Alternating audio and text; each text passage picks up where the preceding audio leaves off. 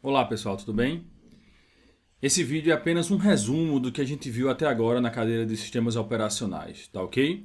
Para mais detalhes, veja o material que a gente já postou ou tire alguma dúvida diretamente no mural da sala de aula. Vamos lá?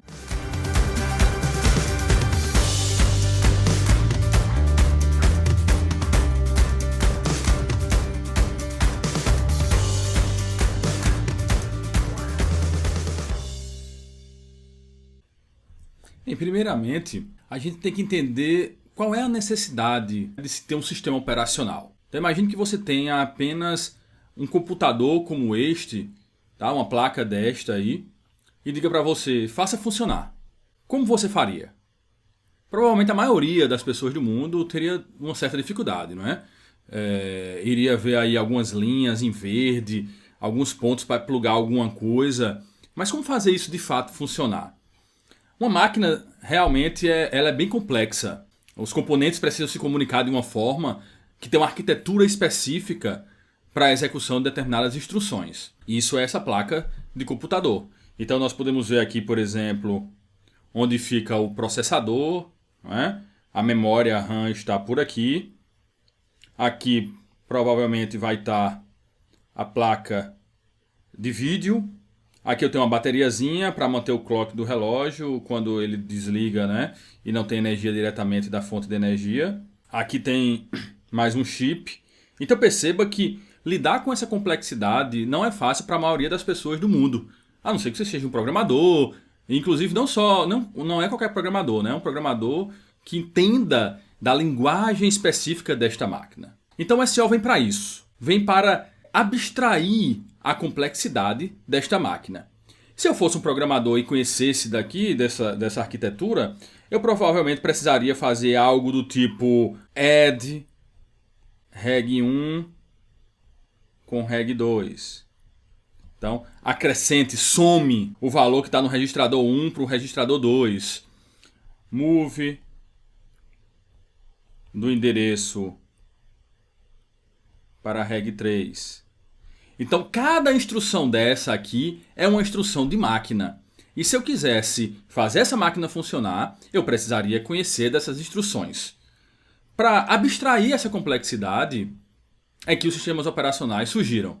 Ele vem exatamente para deixar fácil operar uma máquina deste tipo. Além disto, da complexidade específica da linguagem, eu ainda preciso conhecer, né, como eu vou fazer uma interface para os diversos dispositivos que eu posso plugar. Então, um HD, um teclado, como é que eu trato, por exemplo, a entrada de um teclado, como é que eu armazeno no HD, como é que eu pego do HD, como é que eu mando dados para a placa de vídeo, como é que eu pego de volta, como é que o monitor vai mostrar o resultado do que está sendo executado na placa de vídeo. Então, tudo isso é uma complexidade grande para nós. Então, o sistema operacional vem exatamente para simplificar essa complexidade toda de dispositivos e de componentes eletrônicos. Se a gente for olhar como é que está distribuído um sistema computacional, a gente poderia dizer que ele é formado por um hardware, por programas do sistema e programas de aplicação. Como é que é isso? Perceba aqui que o hardware é isto aqui, ó. É essa área daqui. Daqui para cá, não é? Eu tenho dispositivos físicos, como HD, a própria placa-mãe. Todo computador tem uma arquitetura. Então, por exemplo, o meu primeiro computador, eu já falei para vocês, foi um 486DX4100. Então, essa é a arquitetura do computador que eu tinha. Ele tem uma determinada linguagem para ser programado, tá? Você provavelmente tem outros. Então, amigos meus na época tinham Pentium 586. Entre outros. Então essa arquitetura, ela é a arquitetura física que está na placa com o processador e é uma coisa que você não pode mudar. Se você comprou aquele dispositivo, ele vai morrer com aquela arquitetura. Acima desta arquitetura, eu tenho uma linguagem de máquina. Então essa linguagem de máquina serve exatamente para interfacear algum programa que esteja aqui em cima para com esse hardware. Então, o programa que está em cima, a gente já viu, é o próprio sistema operacional. Então, esse sistema operacional aqui, ó, nessa camada, ele faz o trabalho de interfacear todos os programas que estão acima para se comunicar com a máquina que está embaixo. Então perceba como fica mais simples. Ao invés de eu lidar diretamente com a linguagem de máquina, com essa arquitetura, na prática é o sistema operacional que vai ficar com essa complexidade. Acima do sistema operacional nós temos os programas de sistema, né, que o próprio sistema operacional é um programa do sistema, mas ele dispõe de alguns outros para que a gente consiga programar, inclusive. Então, por exemplo, eu tenho um interpretador de comandos, né, um shell da vida, está aqui. Eu tenho editores. Sem editores eu não consigo, por exemplo, editar um programa, fazer um novo programa. Eu tenho os compiladores que servem exatamente para, dado o código-fonte que eu escrevi, gerar um programa que é executável nesta máquina que está aqui embaixo. Então, sem esses programas, chamados programas de sistema, a gente não consegue fazer novos programas, ok? E acima disso, obviamente, vem os programas que de fato foram construídos. Então, por exemplo, eu tenho um navegador web, né? Eu tenho um programa de sistema bancário, eu tenho um reserva de passagens, eu tenho o Word, eu tenho o Excel e assim por diante. Eu tenho seus joguinhos, Doom, Quake. Acho que estou bem antigo aqui, pessoal. Minha idade, não vou revelar minha idade, mas pelos joguinhos aí que eu coloquei para vocês, provavelmente vocês já descobriram, né? Então, perceba que essa complexidade toda aqui de baixo foi abstraída pelo sistema operacional e aí você pode começar a fazer programas aqui em cima. A gente viu também que a comunicação entre os programas que estão aqui em cima, tá? E o sistema operacional é feita a partir de uma coisa chamada System Call, não é isso? Chamada ao sistema. Basicamente são funções que o sistema operacional vai prover a um programador para que ele consiga lidar com o próprio sistema operacional e os itens de máquina. Então perceba que eu, que faço um programa, por exemplo, o sistema bancário, eu não vou diretamente para a linguagem de máquina. Eu não vou lidar diretamente com o hardware. Na realidade, eu tenho que passar obrigatoriamente por aqui, ó, pelo sistema operacional. E isso é feito a partir de system calls. Então, por exemplo, eu quero ler alguma coisa de um HD. Então vai ter uma system call chamada read, de leitura. Eu quero escrever algo no HD. Então o sistema operacional vai ter que dar para você uma system call do tipo write, para escrever no HD. Então, system calls, como vocês estão vendo, basicamente são funções, não é? Funções que um programa pode chamar do sistema operacional para executar alguma coisa no hardware sobre o qual o sistema operacional está. Como é que na prática os componentes se interligam? Todos os componentes estão ligados provavelmente à placa-mãe, não é isso? E nessa placa-mãe eu tenho vários barramentos. Dependendo do tipo de dispositivo que você tem um barramento diferente e um tamanho diferente. Então barramento entenda como se fosse uma via, não é uma via onde os carros passam. Então basicamente aqui vão passar bytes, não é? E que vai comunicar um item a outro da placa-mãe. Então os bits, bytes fluem por esses barramentos e se comunicam dessa forma. E aí nós temos vários dispositivos aqui, né? Então nós temos um monitor, nós temos um teclado. Então a gente já sabe que um teclado não é um dispositivo de entrada. Por quê? Porque é a partir dele que eu passo informações para dentro do computador, para dentro do sistema operacional, e ele vai agir de acordo com o que você digitou. Mas o monitor é um dispositivo de saída, ou seja, ele mostra alguma coisa que veio do computador.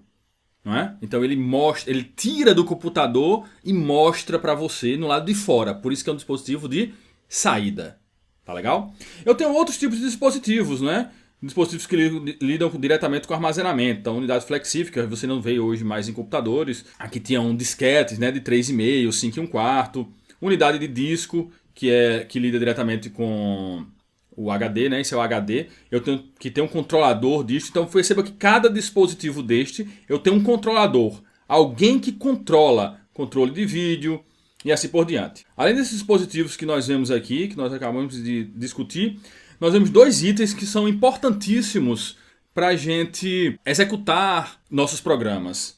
Um deles, e talvez o principal, seja a CPU, né? A unidade central de processamento. E a memória, onde vão ser armazenados os nossos dados. Essa memória aqui é chamada memória RAM, tá? Aqui a memória de massa, por exemplo, um disco rígido, um HD. E aqui a memória RAM. São memórias, mas memórias com propósitos diferentes, que nós vamos ver mais na frente. Então, basicamente, todo hardware de computador tem esses itens e um sistema operacional precisa lidar com todos esses itens da melhor forma possível. Ele tem que controlar tudo isso ao mesmo tempo e fazer com que o usuário, ao usar o seu computador, fique feliz, né? Como fazer isso? A gente vai ver isso exatamente nessa disciplina. Como eu falei, a CPU é um dos itens mais importantes. É ela que de fato executa as instruções de um programa. Então a gente já sabe que um programa nada mais é do que um conjunto de instruções e essas instruções são executadas pela CPU. A função básica da CPU é buscar a próxima instrução da memória, decodificá-la e executá-la. Então basicamente são essas três coisas que a CPU faz. Busca a próxima instrução da memória, ou seja, qual é o próximo item que eu vou executar. Decodifica, ou seja, coloca nos registradores, sabe qual é a instrução que vai ser executada. E de fato, o próximo passo é executar. Ok? Então basicamente, uma instrução, quando a gente fala de instrução, é algo no formato instrução, operando 1, operando 2. Isso é só um exemplo, tá? Então eu vou dar um exemplo aqui para vocês. Então o exemplo poderia ser some, uma instrução add, tá? Perceba essa instrução, a primeira parte aí. Operando 1, eu poderia colocar um registrador, que nós vamos ver o que é mais na frente. Registrador 1 com o registrador 2. Coloque, por exemplo, no registrador 3. Isso é um exemplo, tá, pessoal? Fictício de uma instrução possível de um processador. Então, some o que está no registrador 1 com o registrador 2 e coloque no registrador 3. Essa é uma instrução, é uma típica instrução. Cada CPU tem um conjunto específico de instruções. Normalmente está entre 30 instruções, a 300 instruções, 50, 300, depende da arquitetura. Tá? O add, esse somar, é só um exemplo de instrução. Então eu falei para vocês aqui há pouco tempo sobre a instrução add, reg1, reg2. O que seria esse reg1, reg2? A gente falou que são registradores, não é isso? Então registradores nada mais é do que um tipo de memória que está dentro do processador. É a memória mais rápida que você vai encontrar dentro de um computador. São os registradores que estão dentro especificamente do processador. Então perceba que aqui, nessa plaquinha, o que ela vai ter é um conjunto de registradores. Cada registrador vai ter um nome, né?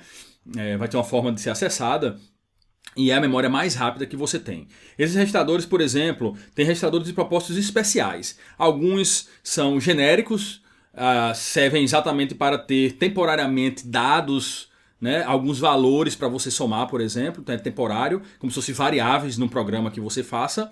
Mas tem alguns registradores que são de propósitos específicos. Por exemplo, o contador de programa ou Program Counter, né? Que é o famoso PC, o Program Counter, que indica basicamente para o processador qual é a próxima instrução que ele vai executar. Eu tenho o ponteiro de pilha, que nada mais é do que o ponteiro que está apontando para a função que está sendo executada neste momento. Não sei se vocês se lembram, mas toda a execução de programa, não é? Basicamente vai ser a função principal, main. O main, quando chama, por exemplo, um print de Python, então vai empilhar a função print a ser executada. Dentro do print, o print vai executar outra que vai chamar alguma função da placa de vídeo. Função XYZ. Então, o ponteiro de pilha, por exemplo, se a última função que foi executada no seu programa foi essa, XYZ, o ponteiro vai estar para cá.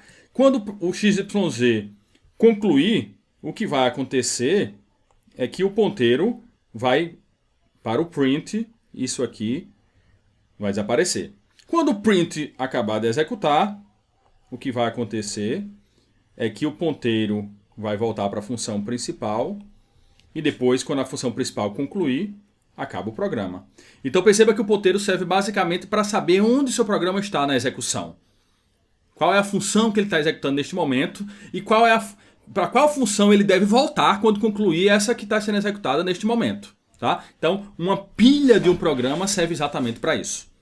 E o PSW, que é o registrador que serve para mostrar o status do programa nesse momento. Ou seja, ele está executando corretamente, deu algum erro. Se eu fizer uma divisão por zero no processador, Ele na hora vai dar um problema, tá? Vai soltar uma trap para cima para que o SO tome uma decisão. Divisão por zero, o processador não pode fazer. Isso não existe na matemática. E aí, eventualmente, se você não tratar esse erro, vai subir para o teu programa e teu programa vai ser abortado. Então, o PSW, por exemplo, teria um status de erro se houver uma divisão por zero. Então, mais uma vez, como um resumo, o que é que o processador faz? Ele busca a instrução, decodifica e executa. Vamos para um exemplo rápido aqui. Imagina que eu tenho a memória. Essa memória é a memória RAM, tá, pessoal? E a gente vai ver por que está na memória RAM. Mas só para lembrar para vocês, todo programa que vai ser executado no seu computador tem que estar na memória RAM para ser executado. Nenhuma instrução vai ser pega diretamente do HD para o processador executar. Isso é óbvio. O motivo é óbvio. É que o HD é bem mais lento do que a memória RAM. Então a gente vai passar todas as instruções para a memória RAM e a partir dela é que a CPU vai pegar e vai executar. Neste caso aqui, imagine que nós temos a memória RAM. A CPU está aqui. Então o que a CPU vai fazer? A primeira coisa, ela vai pegar a instrução que o Program Counter está apontando. Vamos imaginar que o PC está apontando para a instrução número 5. Estou só simplificando aqui, tá, pessoal? Claro que a instrução não vai estar assim com o número 5, o número decimal. É só para simplificar. Então, ele vai lá, pega o valor, que é exatamente a unidade de busca, ele vai pegar isso aqui, tá? E vai trazer.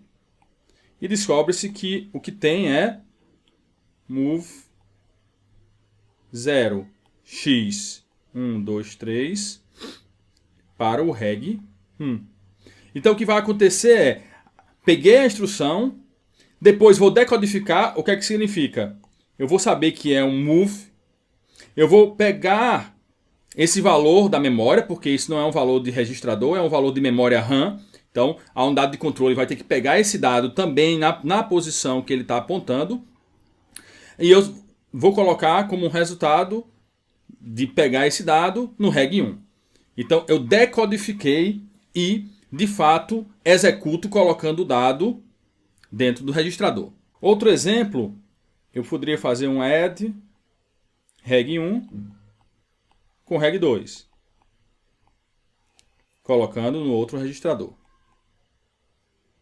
Então, eu busquei essa instrução, eu decodifiquei colocando, sabendo que é um add, sabendo que reg 1 e reg 2 são os valores que eu vou pegar e que vou colocar no reg 3. E de fato agora, com o próximo ciclo de CPU, eu vou mandar executar essa instrução. Ele vai de fato fazer a soma e colocar como valor final dentro do reg 3. Devido às várias instruções que um processador pode executar, não é? A gente falou entre 50 e 300 instruções, em média, isso aqui não é um número fechado. Há instruções com bastante poder. Há instruções que eu posso fazer com que qualquer programa que execute controle todos os dispositivos de hardware. E isso não deveria ser possível para todo mundo, né? Nem todo programa deveria poder acessar, por exemplo, toda a memória RAM. Se eu deixar um programa qualquer acessar a memória RAM, significa então que esse programa qualquer pode tentar acessar a senha que você digitou, que está na memória RAM,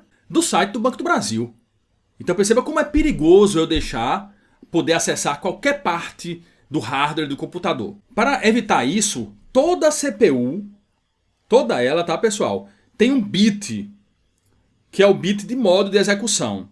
E o modo de execução ele pode executar no modo núcleo ou modo usuário. O modo núcleo, como você se lembra, é aquele modo em que eu posso executar todas as instruções do processador. Todas as instruções da arquitetura que existe, eu posso executar, sem exceção. Modo usuário, eu tenho restrições para executar só um subconjunto dessas instruções. Tá claro que o SO, como é privilegiado, o SO que controla o hardware, ele executa sempre em modo núcleo. Porém, quando um programa que você faz em Python, em Java, não importa qual seja, ou um navegador que você mandou executar, ele começa a ser executado, na prática ele é executado em modo usuário. Por que ele é executado em modo usuário? Porque ele não pode controlar todo o computador. Quem controla é o SO. Quem altera o modo de execução é exatamente o SO. Como ele está controlando tudo e ele é o modo núcleo, só ele, inclusive, pode mudar o modo de execução da CPU. Quando você faz uma system call ao SO, é neste momento que ele vai mudar. Se o SO estava executando em modo núcleo, quando você faz uma system call, a primeira coisa que o SO vai fazer é, muda de modo núcleo a CPU para modo usuário. Por quê? Porque é um programa de usuário que vai ser executado. E aí, para que nossos dados, nossos programas sejam armazenados no computador, né, nós precisamos de memória. E aí, essa imagem aqui mostra exatamente a hierarquia de memórias no computador. Tem até outros tipos de memórias aqui, tá, pessoal? Como SSD, mas eu não coloquei.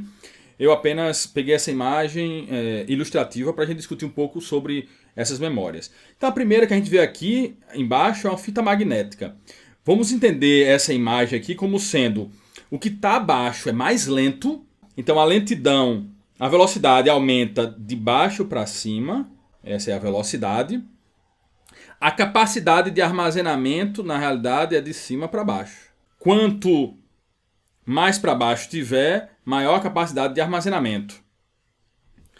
Perceba que a fita magnética ela armazena muito, porém o tempo de acesso, a velocidade de acesso média dela é muito lenta. 100 segundos, por exemplo, para encontrar um determinado dado.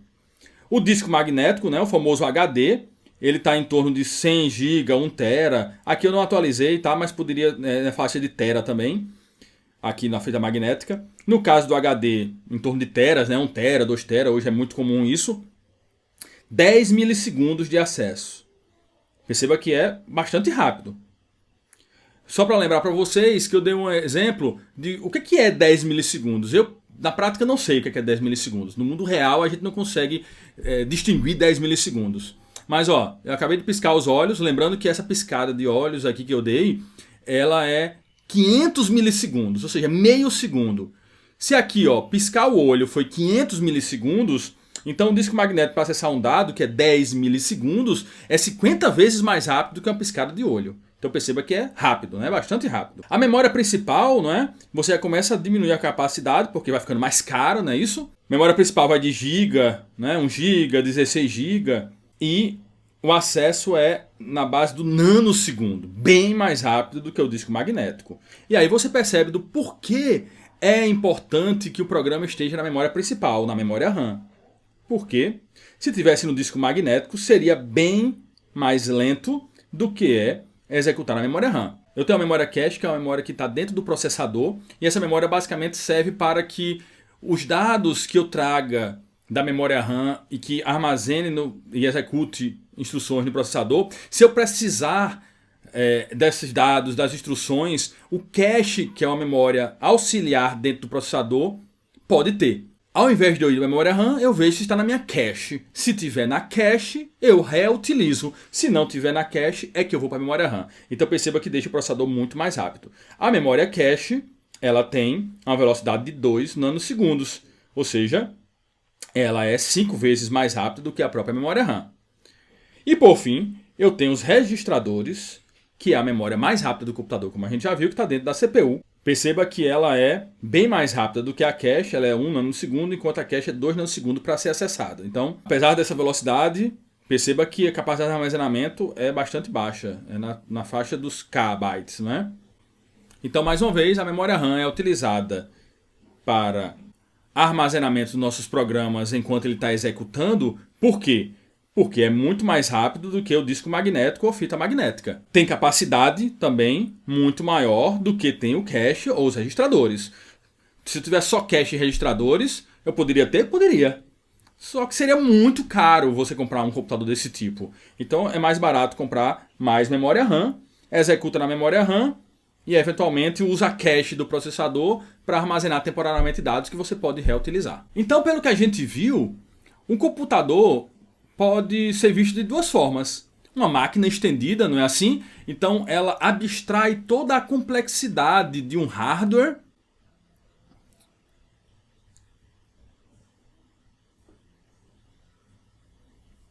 porque ela diretamente gerencia e executa as instruções desse hardware, né, apresentando para o usuário final, para aquele que vai operar o computador, uma máquina como se fosse uma máquina virtual. Na realidade é uma máquina fictícia, porque o SO, na realidade, vai dar a cara para o seu computador. Se você instalar o Windows em cima do seu computador, vai ter uma cara. Se você instalar o macOS, outra cara. Se você instalar o Linux, outra cara. Então perceba que o SO serve como essa camada que vai facilitar o uso do seu computador. E ele, por sua vez, ele também pode ser visto como um gestor, né? Um gerenciador de recursos.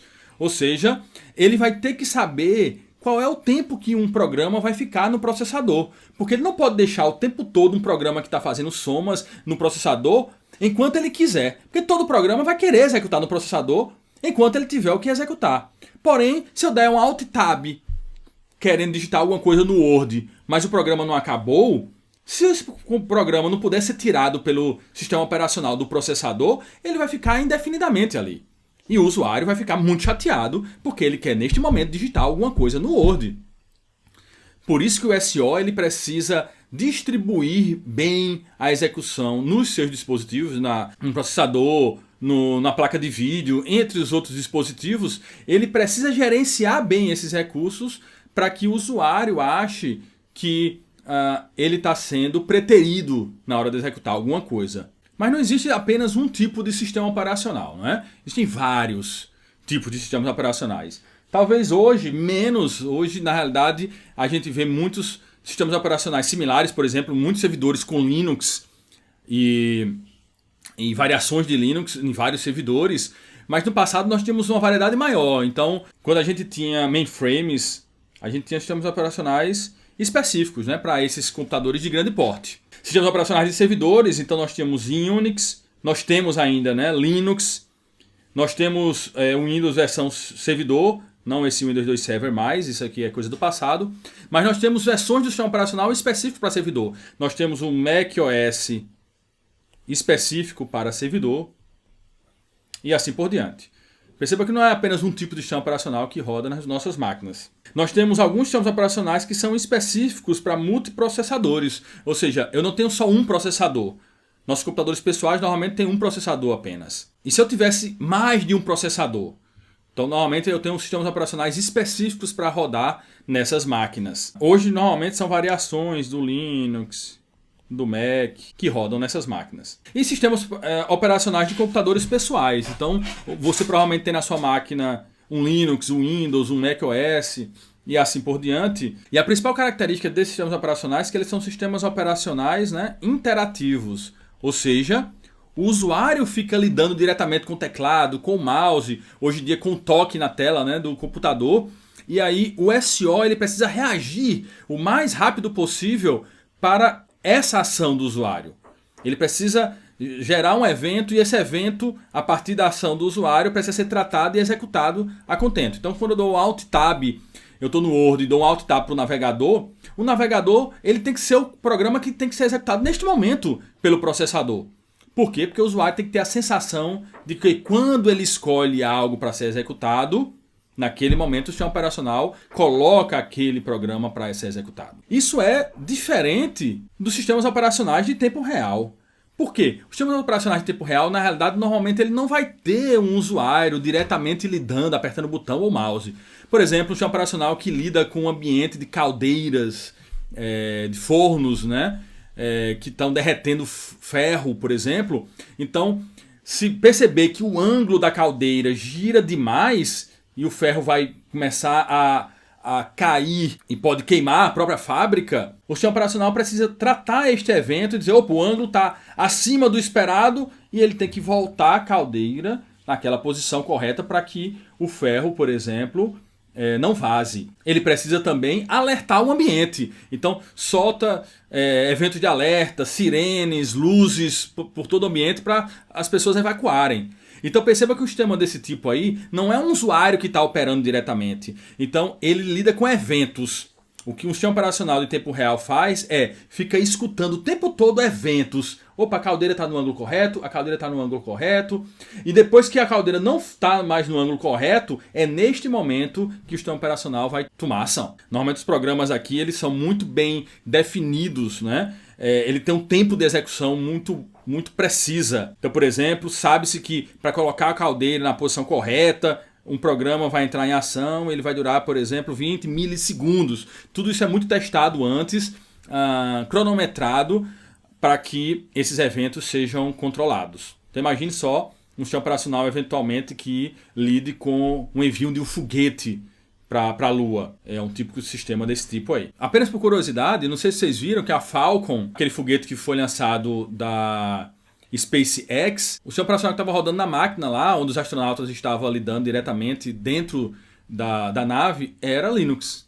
Okay? Temos sistemas operacionais embarcados, né? Eventualmente embarcados em dispositivos do tipo relógio inteligente e assim por diante. Normalmente hoje em dia são variações de sistemas operacionais que nós já estamos acostumados a usar nos nossos smartphones, não é assim? Temos os próprios sistemas operacionais dos smartphones. Então perceba que nós temos uma gama de sistemas operacionais que controlam os dispositivos. Não é apenas aquele que a gente está acostumado a lidar no nosso computador, no nosso PC, no nosso computador pessoal. E aí, como revisão, eu não vou falar aqui da história, na realidade, dos sistemas operacionais, mas só para lembrar que os sistemas operacionais mais comuns hoje em dia, não é? São o Linux, o Windows e o macOS, não é assim? Lembrando que o macOS e o Windows são de código fechado e o Linux, ele é de código aberto. Tem essa grande diferença aí entre esses sistemas operacionais. E quais são os principais componentes de um sistema operacional? O primeiro deles é o processo. E por que um processo? Porque sem um processo eu não consigo executar um programa. Então entenda por enquanto, basicamente um processo é um programa em execução. Nós vamos ver que ele é muito mais do que isso nas próximas aulas. Mas entenda por enquanto que ele é um programa em execução. Então, se eu preciso executar algo, um Word, um Excel, um navegador, eu preciso de um processo no sistema operacional para controlar este programa. Por sua vez, eu preciso de um escalonador de processos. Ou seja, alguém dentro do sistema operacional que diga qual é o processo que vai executar neste momento. Depois de um tempo, também eu preciso tirar o processo que está executando para colocar um novo processo. Quem faz isso é o escalonador de processos. É ele que vai gerenciar qual é o processo que vai executar neste momento no processador. Eu tenho gerenciadores de entrada e saída, né? Gerenciadores que vão lidar com dispositivos de entrada e saída. Eu tenho um gerenciador de memória, ou seja, como lidar com a memória RAM e as várias memórias que eu tenho no computador. E eu tenho também um sistema de arquivos, porque sem um sistema de arquivos eu não consigo armazenar meus dados de forma mais permanente, né? Só lembrando que a memória RAM é uma memória volátil. Enquanto tiver energia, está com os dados da memória RAM. Se eu desligar a energia, aqueles dados desaparecem. Como é que eu armazeno de forma mais permanente? Eu vou usar arquivos. E aí o sistema de arquivos entra em ação para que a gente consiga salvar arquivos no HD, por exemplo, e mesmo sem energia, ele continue armazenado e eu consiga recuperar na próxima vez que ligar o computador. Todos esses itens vão ser estudados nessa disciplina no decorrer das próximas semanas. E para entendermos o que ocorre desde ligar o computador até, de fato, o sistema operacional tomar conta do computador para que execute os seus programas, eu coloquei esse slide aqui para a gente entender como é que é o boot, né? O boot do sistema operacional, ou seja, como é que é o início de um sistema operacional desde que eu ligo o computador. Aqui está de modo simplificado, só por questões didáticas, tá, pessoal? Então a primeira coisa que ocorre na prática é eu preciso ligar o computador, não é? Depois que o computador é ligado, a placa-mãe está energizada e a energia vai passar por um chipzinho, tá?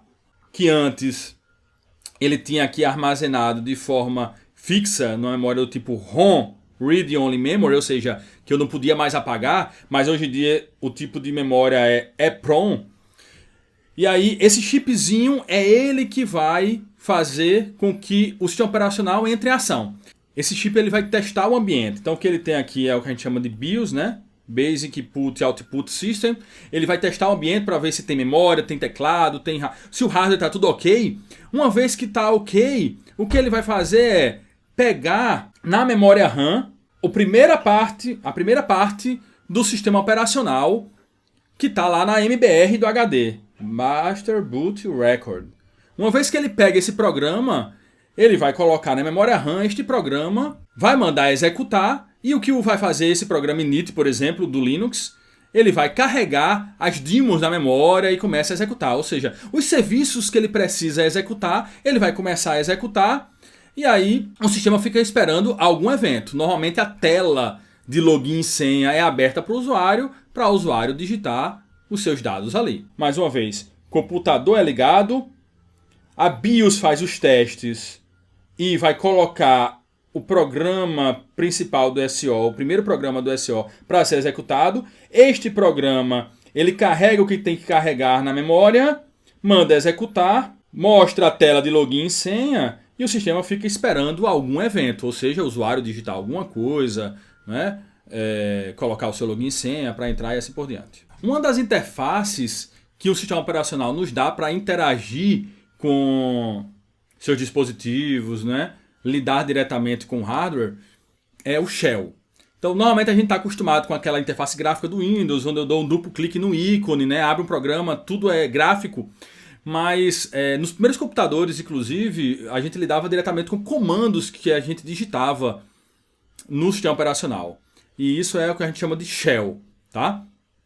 Ele dá um poder maior, normalmente, para nós, inclusive programadores, para que a gente consiga fazer um conjunto de instruções. Ao invés de ter uma interface gráfica que eu tenho que clicar com o mouse, eu posso fazer um conjunto de instruções complexos apenas numa linha de comando. O Shell é que faz isso. Um formato típico de um comando, ele é comando e menos parâmetros. Então, por exemplo, ls-l, ls de listar os arquivos da pasta corrente, -l é um parâmetro que eu passo, que ele vai me dizer com mais dados do que a listagem simplificada. Ok? Um comando, por exemplo, que vocês podem executar quando vocês entrarem no Shell é o man, do manual. Ele vai mostrar para você quais são os comandos. Se eu quiser saber, por exemplo, quais são os parâmetros que existem para o comando ls, eu posso fazer man espaço ls. Ele vai me mostrar como eu lido com o comando ls. Alguns comandos básicos que nós vimos foram o próprio ls, que a gente acabei de dizer, pwd, que ele informa a pasta corrente, não é? Eu não coloquei aqui mais o cd, que ele muda a pasta corrente, change dir, mude a pasta corrente para uma outra. Cat, espaço, o arquivo, ele vai mostrar o conteúdo deste arquivo na tela para você. Grep, ele vai filtrar para você algum dado que você passe para ele como filtro, entre outros comandos. Eu vou mostrar só alguns aqui no nosso Shell para concluir essa revisão. Eu estou aqui com o Shell do meu computador. Eu vou aumentar aqui para a gente ver melhor. Então a primeira coisa é em qual pasta eu estou. Posso executar o comando pwd. Eu estou na pasta users, de usuários, /gugavag, ou seja, na minha própria pasta chamada pasta home.